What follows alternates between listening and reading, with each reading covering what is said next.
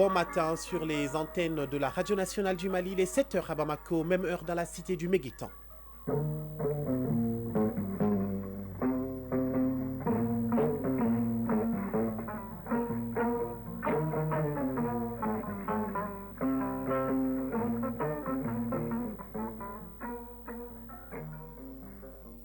Le journal Moussa Papa Aïdara. À la une de l'actualité, déplacement du président de la transition, le général d'armée Assimi Goïta à Koulikoro. Le chef de l'État, dans une dynamique de croissance régionale, a procédé à la pose de la première pierre de plusieurs infrastructures. Des activités menées après avoir présidé la sortie de la 46e promotion de l'école militaire interarmes EMIA qui porte le nom de feu le général de brigade Toumani Sissoko. Une journée riche en événements qu'on décortiquera avec nos différents envoyés spéciaux. Actualité hors de nos frontières, Israël et le Hamas ont accepté un accord pour un cessez-le-feu à Gaza et la libération d'otages. La trêve entrera en vigueur dimanche 19 janvier avec la libération de 33 otages israéliens contre la libération de près d'1 millier de Palestiniens détenus en Israël. Au Mozambique, Daniel Chapo est devenu le 5e président de la République. Il a été investi hier et prolonge ainsi le règne du parti au pouvoir depuis près de 50 ans. Sur le plan national, en ce qui concerne le sport, le championnat national de Ligue 1 professionnel joue sa 8e journée. 2 rencontres auront lieu cet après-midi au stade Mamadou Konaté. Dans la chronique judiciaire, nous allons suivre avec Garibou Pérou une audience collégiale pour la première fois au pôle national économique et financier. La nature de l'affaire est relative au faux et usage de faux d'un passeport. Le verdict en fin de journal. Mesdames, Messieurs, bonjour et bienvenue à cette édition. Je vous amène directement à Koulikoro, où le président de la transition a présidé hier la sortie de la 46e promotion de l'école militaire interarmes EMIA. Elle est composée de 255 officiers de 11 nationalités différentes. Cette promotion porte le nom de feu le général de brigade Toumani Sissoko. Le chef de l'État a invité ses jeunes officiers à plus d'engagement, de détermination et de don de soi, valeur qu'a incarné le général Toumani Sissoko. Le point de la cérémonie avec notre envoyé spécial à Koulikoro, Yaya Konaté. Une promotion qui paraît le cercle de famille des officiers maliens qui applaudit à grands cris à la faveur d'une cérémonie de baptême. L'événement a lieu tous les ans sur cette place d'armes de ce qui constitue le creuset de la formation de notre élite militaire, le centre d'instruction Boubacar Sadassi, sous la présidence du chef de l'État, chef suprême des armées.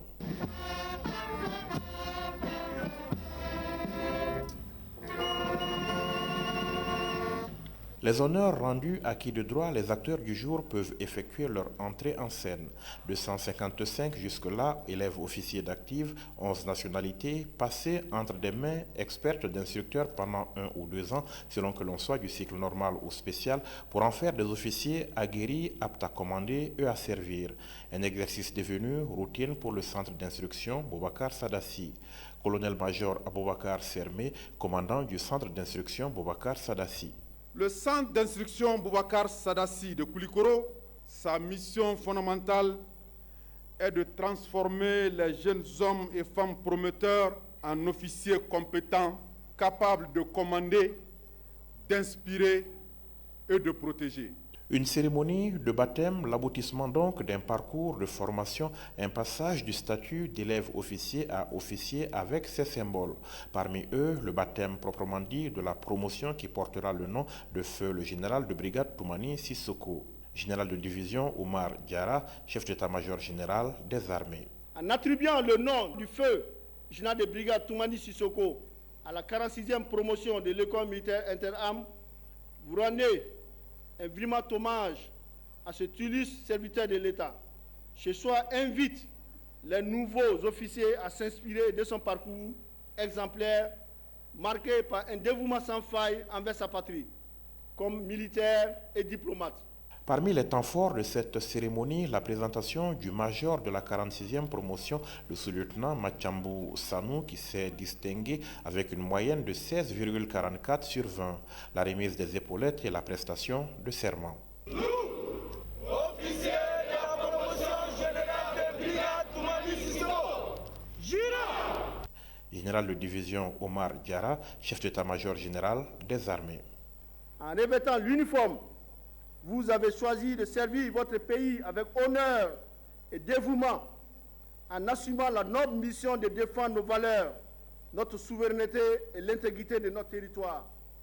Les jeunes officiers de la 46e promotion de l'EMIA débarquent dans un contexte géopolitique marqué par des menaces contre notre nation, une adversité face à laquelle l'armée malienne, selon le chef d'état-major, poursuit la consolidation de ses acquis avec des perspectives ambitieuses en relation désormais avec les armées des autres pays membres de l'AES. Et les résultats sont probants.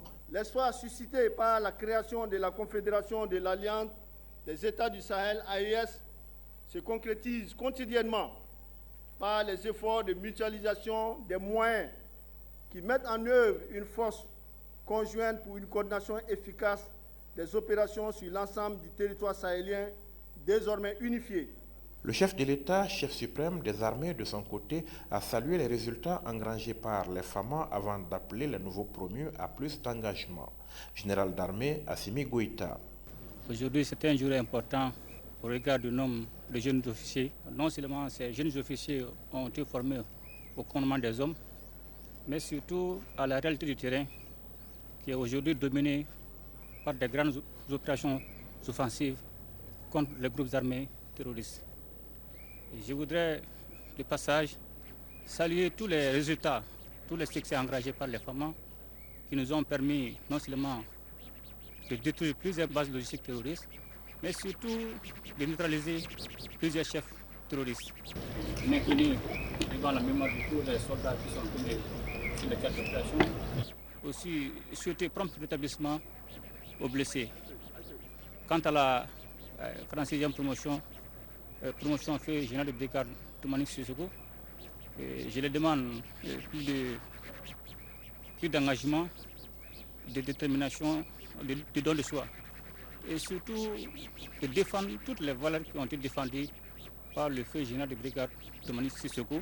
Quant à la 46e promotion feu général de brigade de Mani Sissoko, je les demande plus d'engagement, de détermination, de don de soi, à savoir l'honneur, la dignité, le don de soi. Pour le peuple malais, je les demande toujours de resserrer les rangs derrière les forces armées et de sécurité.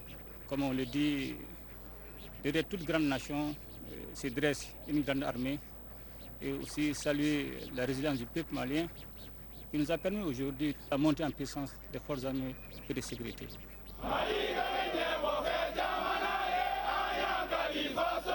Le chant de la promotion, un défilé, une photo de famille ont mis fin à une cérémonie riche en couleurs.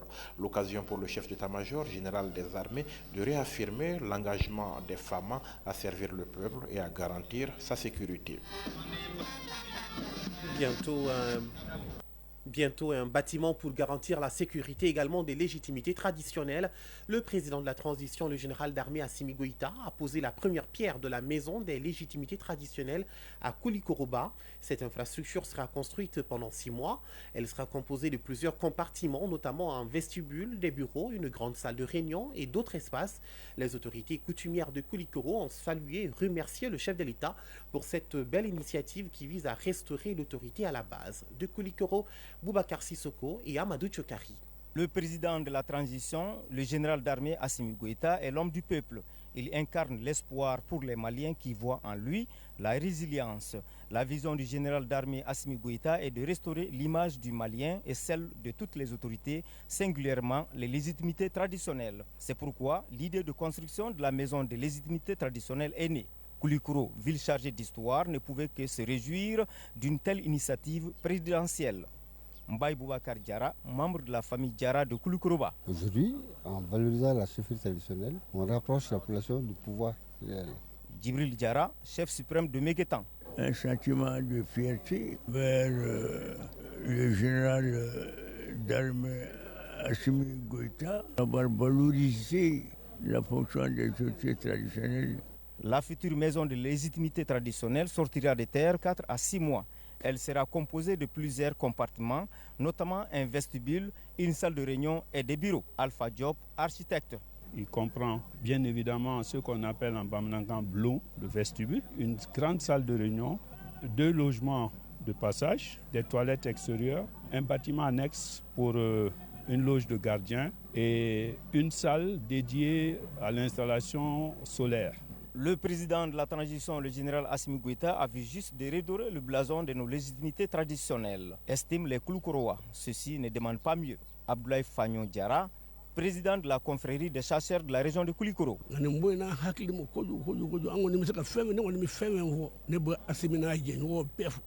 Nous sommes réellement satisfaits de cette initiative du président de la transition, le général Assimi Goïta. Les Maliens doivent comprendre que le président Assimi Goïta est un bâtisseur. Nous soutenons les autorités de la transition. Nous sommes prêts à leur porter l'assistance qu'il faut. La réalisation de cette maison de légitimité traditionnelle vise à renforcer notre identité culturelle. Jadis, le vestibule était le lieu de rencontre pour gérer les affaires ou discuter des questions ou différends de la communauté. Cette infrastructure devra renforcer la cohésion sociale et le vivre ensemble. Koulikoro, Boubacar Sissoko et Amadou Tchokari pour l'ORTM. Restons dans la cité du Méguétan, toujours dans l'agenda du président de la transition. Autre acte fort, c'est la pose de la première pierre de Mali Arena. C'est une salle ultra moderne de basketball de 10 000 places que va bénéficier la population. L'infrastructure sortira de terre dans 36 mois. Ibrahim Traoré nous donne déjà l'architecture du complexe.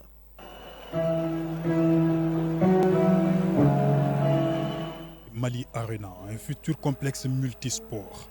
Une première au Mali.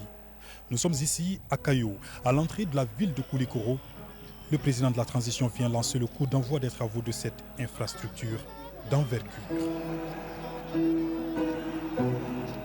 Mali Arena est présenté au chef de l'État en marge de la décoration des champions d'Afrique U18, filles et garçons.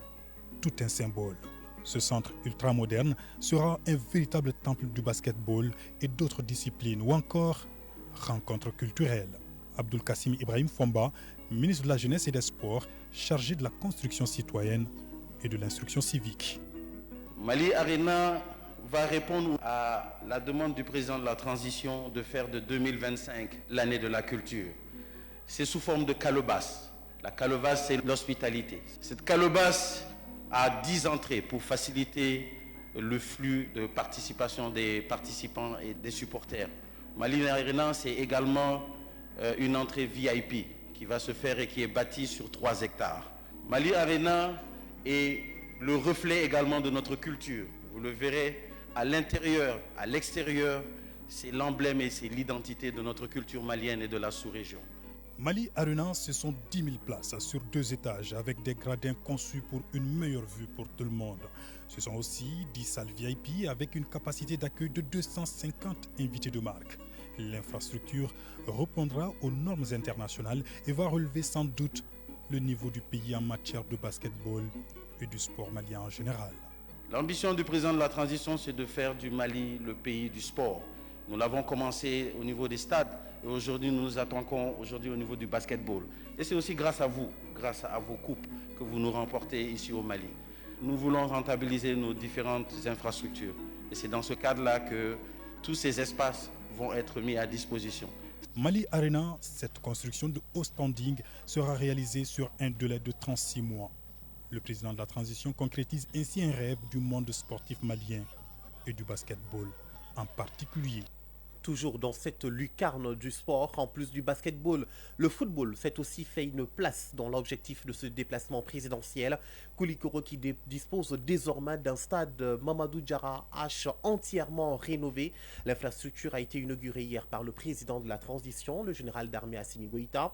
Les populations du Koulikoro sont sorties pour manifester leur joie et saluer le chef de l'État. Les explications de Kodji Sibi.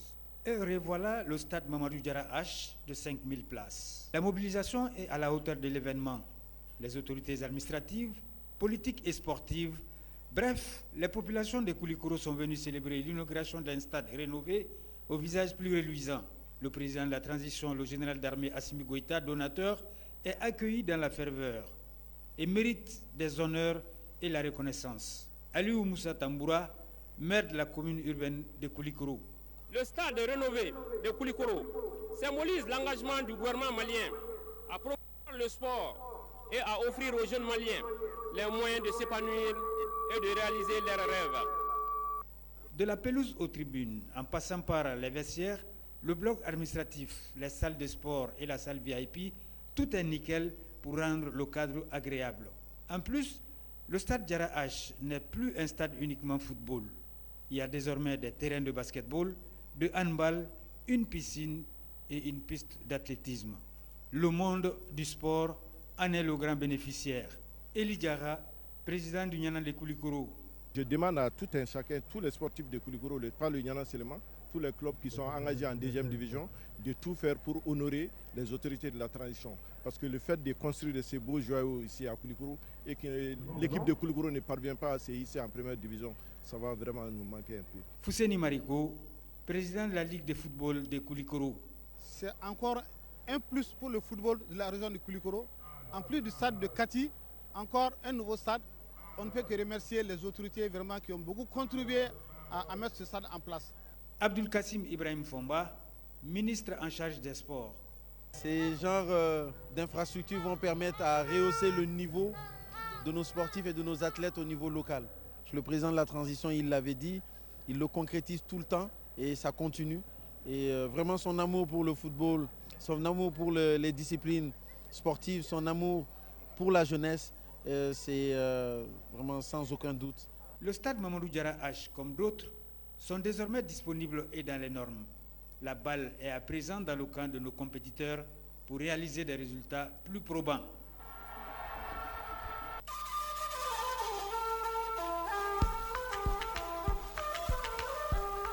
AES Actualité.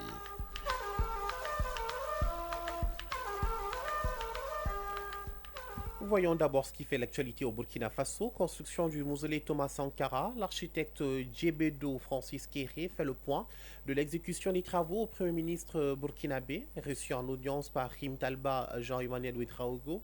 L'architecte en charge du chantier de construction du mausolée a annoncé la fin des travaux cette année. Écoutons Djebedo Francis Kéré à sa sortie d'audience au micro de nos confrères de la radio du Burkina. J'ai profité de l'occasion pour lui présenter le niveau d'avancement des travaux. On a beaucoup avancé et on veut émerveiller et surprendre les gens. Tout le monde est autour, que ce soit les politiques en parlant du gouvernement, mais aussi des membres du CIMTS et la présidence du comité du mémorial Thomas Sankara qui nous encadrent, qui nous assistent, qui nous soutiennent et nous conseillent. Donc tous sont entourés autour de cette grande vision-là qui est de créer un lieu à l'hommage du président Thomas Sankara et de ses camarades. La fin de ce joyau sera cette année et on le verra ensemble. On pourra déambuler, on pourra marcher et découvrir tout ce qui est en train d'être créé. Le Premier ministre m'a encouragé et il a dit que voilà, il nous soutient pleinement. Tout ce dont on aura besoin, que ce soit moi en tant qu'architecte et personne clé pour le mémorial et le mausolée en cours, mais aussi de tous ceux qui sont autour de nous qui travaillent. Il a encore souligné l'attachement du gouvernement à ce projet et le soutien complet de tout le gouvernement pour le projet. Et il m'a promis aussi d'aller dire bonjour au chef de l'État et de lui parler de l'avancement des travaux, qui, comme vous le savez, soutient cette vision-là, qui est de créer un lieu panafricain à l'hommage de Thomas Sankara, mais pour toute l'Afrique, mais pour le monde entier.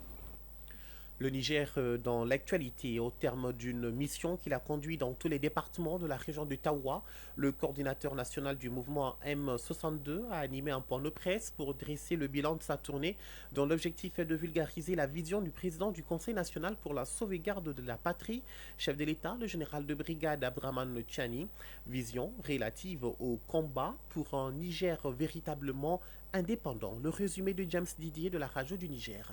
Au terme d'une longue tournée de missions sur l'ensemble de 12 départements qui composent la région de Tawa, le coordinateur national du mois M62 Ablaye Seydou a animé un point de presse relatif à plusieurs semaines d'émissions sur l'ensemble de la région qui a porté sur la vulgarisation de la vision du chef de l'État, le général de brigade Abdraman Tchani, pour un Niger véritablement indépendant et souverain et la vulgarisation du sondage du bilan de l'an 1 de l'arrivée au pouvoir du CNSP. À l'entame de son propos, le coordinateur national du mois M62 a félicité et encouragé l'ensemble des membres de son mouvement pour la réussite de cette longue tournée. Ablaye Seydou a également, par la même occasion, appelé l'ensemble de la population de la région de Tawa de maintenir la mobilisation et le soutien au CNSP jusqu'à la victoire finale. Nous sommes dans un combat pour la défense de la souveraineté nationale. C'est un combat durable, dur, et qui requiert de nous des sacrifices. C'est-à-dire que nous ne pouvons pas vivre une vie quotidienne, classique, dans ces contextes. Nous devons donc redoubler d'efforts, de vigilance et de détermination pour montrer que le chemin emprunté par nos autorités, c'est un chemin qu'ils ne font pas pour eux, mais ils le font pour nous.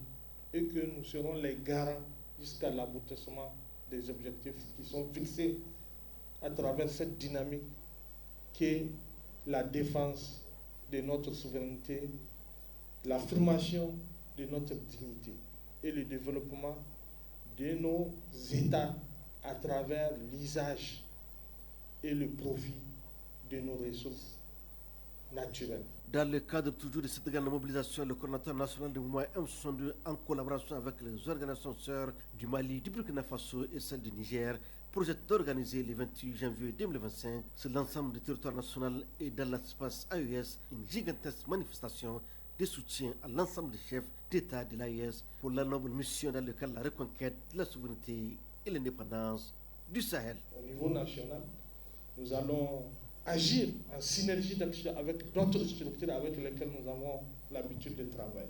Au niveau des départements, des communes, des régions également, approcher l'ensemble des acteurs pour montrer que le peuple est uni autour de cet idéal et autour de cette cause. Poursuivant toujours son propos, le coordinateur national du mouvement M62 a réaffirmé la ferme volonté de ce mouvement d'accompagner le CNSP jusqu'à la victoire finale. James Depitawa pour la voix du Sahel. Faisons à présent un tour sur la scène internationale. En Côte d'Ivoire, la justice a confirmé en appel les charges et les peines retenues contre 2 responsables du mouvement d'opposition Génération et Peuple Solidaire GPS, fondé par l'ancien Premier ministre Guillaume Soro. Mamadou Traoré et Kando Soumaoro ont tous été les 2 condamnés à 2 ans de prison ferme dans 2 dossiers distincts. Angola, le président angolais entame ce jeudi une visite d'État de 2 jours à Paris, alors que son pays s'apprête à assumer la présidence de l'Union africaine au mois de février. Son séjour doit permettre de renforcer les liens bilatéraux entre la France et l'Angola et de faire le point sur les grands sujets régionaux et internationaux. À l'ordre du jour notamment le conflit dans l'est de la République démocratique du Congo, où l'Angola joue le rôle de médiateur entre Kigali et Kinshasa. Au Mozambique, Daniel Chapo est devenu le 5e président de la République. Il a été investi hier et prolonge ainsi le règne du parti au pouvoir depuis près de 50 ans. Son élection est toujours très contestée. L'investiture s'est d'ailleurs tenue dans un climat de tension inédit puisque l'opposant Venancio Mondlane avait appelé à 3 jours de grève nationale. Hier, au moins 7 personnes sont mortes dans des manifestations selon une ONG locale.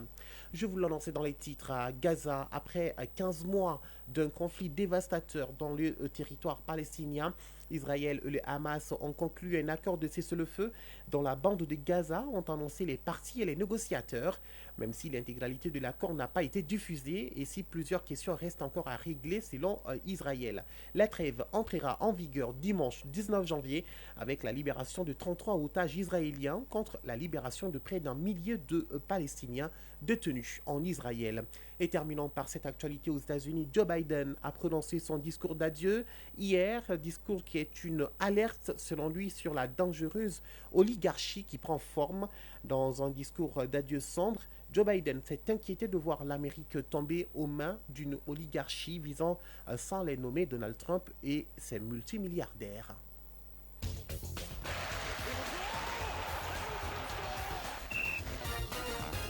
Allez, du sport à présent, football, CHAN 2025, le tirage des poules a été effectué hier. Les pays qualifiés connaissent désormais leur adversaire de groupe. Cette compétition réservée aux joueurs évoluant dans les championnats nationaux aura lieu en août prochain. Et sur le plan national, le championnat national de Ligue 1 professionnel joue sa 8e journée. 2 rencontres auront lieu cet après-midi au stade Mamadou Konaté. Voyons tout cela avec Isaac Chenou. La 8e journée du championnat national de Ligue 1 professionnel se poursuit cet après-midi. L'US Bougouni accueillera Étoile du Mandé à partir de 16h. À 18h, l'AS Bakardian sera l'hôte de Afrique Football Elite. Les 2 rencontres se joueront au stade Mamadou Konaté. Les matchs 11 créateurs Djoliba, US Bougouba, Samuel Bako se joueront à une date ultérieure. Hier en ouverture, FC Diarra a été battu par l'USFAS 2-0. L'AS Police a dominé l'ASCO par 1-0. L'AS a eu raison de Bingam FC battu 2-1. Les nations qualifiées pour le CHAN 2025 connaissent désormais leur adversaire de groupe. Le tirage a été effectué au cœur d'une soirée qui a réuni les acteurs du football continental.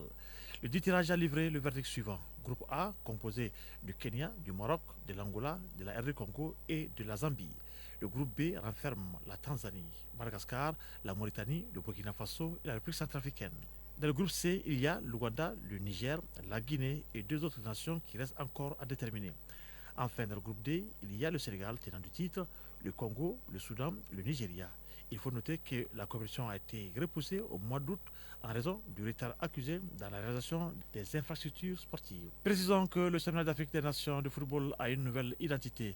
Une identité dévoilée hier par la CAF qui estime que cette nouvelle identité est non seulement moderne, et met aussi en lumière les lignes profondes avec le football et la culture. Le nouveau trophée de la compétition célèbre la diversité et l'unité du continent avec 54 lignes autour d'une carte de l'Afrique. Chaque ligne représente une nation africaine. Et puis, championnat du monde de handball, 3 représentants africains joueront cet après-midi. L'Algérie affrontera l'Italie et le Cap-Vert aura affaire à l'Islande. La Tunisie défiera le Danemark. C'est bien au compte de la deuxième journée. Hier, l'Égypte a battu l'Argentine par 39-25. Restons avec vous, Isaac Tchenou, pour apprendre toujours dans le domaine du sport. La leçon du jour porte sur les soins apportés à un joueur blessé sur le terrain. Dans quelles conditions un joueur peut-il recevoir des soins sur le terrain ou hors du terrain, et même les sanctions possibles pour le corps médical sur le banc de touche suivant. Dans un match de football, l'arbitre veille au bon déroulement d'une rencontre dans le respect strict des règles de l'art. De ce fait, il a obligation de s'assurer de l'intégrité physique des joueurs. Que doit faire l'arbitre en cas de blessure d'un footballeur sur le terrain? Ibrahim Aboukari Haïdara, instructeur national des arbitres, explique. L'arbitre laisse le jeu se poursuivre si le joueur n'est que légèrement blessé. Arrête le jeu si un joueur est sérieusement blessé et s'assure que le joueur est transporté hors du terrain. Un joueur blessé ne peut être soigné sur le terrain et ne peut y retourner qu'une fois que le jeu a repris. Au cas où le joueur est sérieusement touché, l'arbitre arrête le jeu et autorise l'équipe médicale à porter assistance aux blessés. L'arbitre doit autoriser l'équipe médicale à apporter des soins à un joueur blessé sur le terrain si un gardien de but est blessé. Un gardien de but et un joueur de champ sont entrés en collision et nécessitent des soins. Des joueurs de la même équipe sont entrés en collision et nécessitent des soins. Une grave blessure est constatée. Un joueur est blessé à la suite d'une faute avec contact pour laquelle l'adversaire est averti ou exclu. Un penalty a été accordé et les joueurs blessés et les tireurs attitrés. Dans quelles conditions un joueur blessé peut reprendre le jeu? Ibrahim Aboukari Haïdara précise. Si le ballon est en jeu, le joueur doit retourner sur le terrain depuis la ligne de touche. Si le ballon est hors du jeu, il peut retourner sur le terrain depuis n'importe quelle limite du terrain. Un médecin sur le banc peut écoper d'un carton rouge, mais peut rester sur le banc dans certaines conditions. Un arbitre a autorité pour infliger un carton jaune ou rouge à l'encontre des officiels d'équipe qui n'ont pas un comportement responsable. Cependant, si l'arbitre montre un carton rouge à un médecin, ce dernier peut rester si l'équipe ne dispose d'aucune autre personne du corps médical, et c'est afin de continuer à garantir une assistance médicale aux joueurs qui en auraient besoin. L'arbitre joue un rôle essentiel pour garantir l'intégrité et la validité d'une rencontre sportive. Chronique judiciaire. Je vous l'annonçais dans les titres, la collégialité a bien démarré au pôle économique et financier. Le parquet a enrôlé une affaire de passeport pour cette première audience. La nature de l'affaire est relative aux faux et usage de faux. Jugé par 3 magistrats, le prévenu a écopé de 2 ans de prison avec sursis, conformément à l'article 103 du Code pénal. Le ministre de la Justice et des Droits de l'Homme, garde des Sceaux, présent à l'audience collégiale, a apprécié la qualité des débats. Suivons l'audience avec Garibou Pérou. En mode collégial se tient la toute première audience au pôle national économique et financier. Le collège est constitué de 3 juges spécialisés en matière économique et financière. La nature de l'affaire est relative au faux usage des faux délictuels. Pour le prévenu, le ministère public a requis le sursis. Au bout de quelques heures de débat, le verdict tombe et c'est conformément à l'article 103 du Code pénal. Malado Gouro Bokoum, présidente de la Chambre correctionnelle spécialisée au pôle national économique et financier. Nous avons prononcé une peine de 2 années d'emprisonnement conformément aux dispositions de l'article 103 du Code pénal qui a institué et fixé les barèmes de la peine en matière de faux correctionnels. Donc nous sommes allés à 2 années. Cependant, nous avons succès à l'exécution de cette peine. Ce qui veut dire que le prévenu, certes, va rentrer à la maison pour cette fois-ci, mais il aura l'épée de Damoclès sur sa tête parce qu'au bout de 5 années, comme prévu par la loi, s'il commet des agissements de faux ou d'usage de faux, il exécutera les peines de 2 années que nous avons prononcées aujourd'hui avant de purger la seconde peine pour les faits pour lesquels il sera pris. Arrêté puis condamné compte tenu de la complexité de l'affaire, le tribunal s'est montré clément. Ayant donc eu gain de cause, Maître Alassane Diop renonce à exercer toute voie de recours. Le tribunal s'est montré vraiment clément, compte tenu vraiment du jeune âge de mon client, compte tenu aussi du fait que c'est un délinquant primaire qui n'a jamais eu maille à partir avec la justice de son pays. Je peux dire encore une fois, la justice est au rendez-vous. Dans un système judiciaire collégial, les décisions ne sont pas prises par un seul juge, mais par un groupe de magistrats. Malado Gourou-Boukoum, présidente de la Chambre correctionnelle spécialisée au pôle national économique et financier. Ce qui est intéressant dans la collégialité, même le président de la juridiction peut être mis en minorité par ses juges au siège lorsque sa décision n'est pas conforme aux dispositions de la loi. Mamoudou Kassougué, ministre de la Justice et des Droits de l'Homme, garde des Sceaux. La collégialité a été prescrite par la loi sur l'organisation judiciaire depuis 2011, mais malheureusement on n'avait pas jusqu'ici pu la mettre en œuvre. Aujourd'hui nous sommes très heureux de pouvoir mettre en œuvre cette collégialité au niveau du pôle national économique et financier. La collégialité, c'est, comme on le dit habituellement chez nous, une seule personne peut avoir une seule pensée. Quand il y a plusieurs personnes, il peut y avoir plusieurs pensées, il peut y avoir des débats et ça peut alimenter et améliorer la qualité des débats. Le dossier était un très bon dossier et les débats ont été vraiment d'un très bon niveau. Prévue depuis 2011 mais non appliquée, la collégialité a prévu au niveau de la Chambre spécialisée en matière économique et financière. En rupture avec l'ancienne pratique, désormais une affaire sera jugée par plusieurs magistrats. Fin de cette demi-heure d'information présentée par Moussa Papa Idara. Tous les plaisirs étaient pour moi. Mise en onde bien assurée par Mamadou Bedialo. Mise en ligne Cheikh Abdelaziz Koulibaly. Réalisation, coordination Ousmane Dao. Merci à tous pour votre attention. Fousséni Diarra tout de suite pour les avis et communiqués, mais avant la page météo.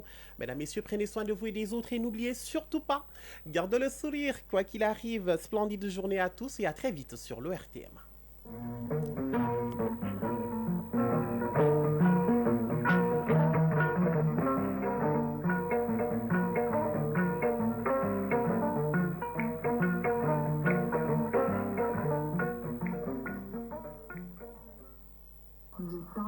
Sur les